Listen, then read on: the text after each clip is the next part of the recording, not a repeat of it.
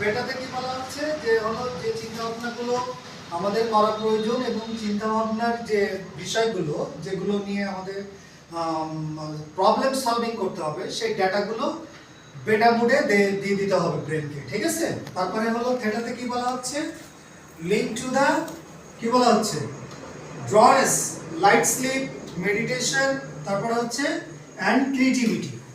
তারপরে থেটাতে কি কি করতে হবে, কানেক্ট করতে হবে এবং নিজেকে ড্রয়িং করতে হবে, নিজের ব্রেনের ভিতরে নিজে একটা ইমাজিনেশন তৈরি করতে হবে। তখন দেখবেন হালকা হালকা লাইট স্লিপ যখন চলে আসবে তখন এই কাজটা তৈরি হবে। তারপরে কি বলা হচ্ছে, ওই সময়টা আপনার মেডিটেশনটা আপনাকে হায়ার লেভেলে নিয়ে যাবে। মেডিটেশন কি জিনিস, নিজেকে চেঞ্জ করার একটা সবথেকে বড় মেথড হচ্ছে মেডিটেশন।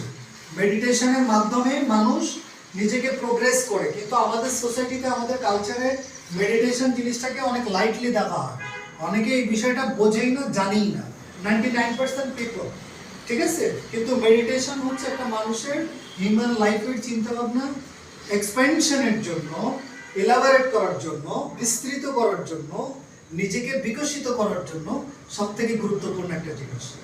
ধরুন আপনার ব্রেনে 86 বিলিয়ন নিউরনস আছে, বাট আপনি কাজে লাগাচ্ছেন 0.00.1%।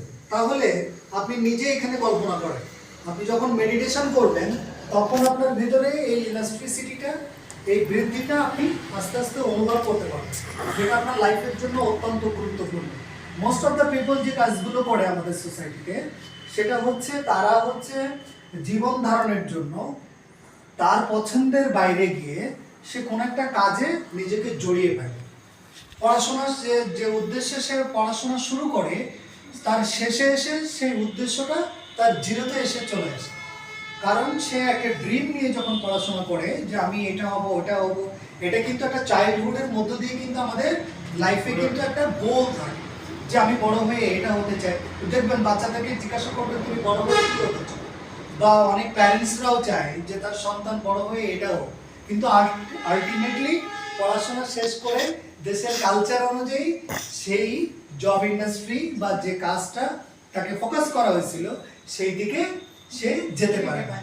তাহলে আশা নিয়ে শুরু হলো, লাস্টে শেষে এসে কি হলো, শূন্যতা দিয়ে শুরু হচ্ছে, শূন্যতা দিয়ে শেষ না, শূন্যতা দিয়ে আবার শুরু।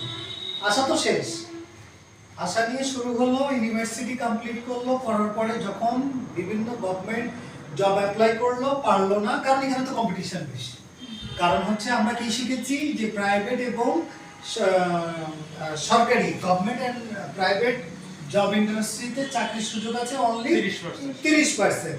সো 70%-এর কাতারে চলে আসলাম, যেহেতু এখানে কম্পিটিশনের একটা ব্যাপার। আমি তো সিজিপিএ ডেভেলপমেন্ট করার জন্য পড়াশোনা করেছি, আমি তো মেমোরাইজিং করেছি, মুখস্থ করার জন্য আমি করেছি, আমি মুখস্থ করেছি, আমি সেটা লিখেছি, আমি সিজিপিএ A+ পেয়েছি।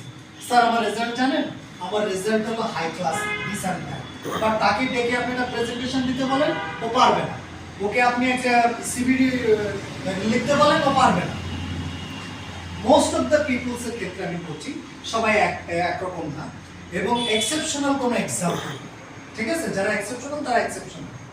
যে এটার উদাহরণ আমি দিয়েছিলাম, আমার পরিচিত একজন আছে, সে গভর্নমেন্ট জব হলো তার টার্গেট, তার ব্রেনও ওই লেভেলে। সে গভর্নমেন্ট বয়েজ স্কুলে চাকরি করে, আবার সে পরীক্ষা দিয়েছে, গভর্নমেন্ট কলেজে তার চাকরি হয়ে গেছে।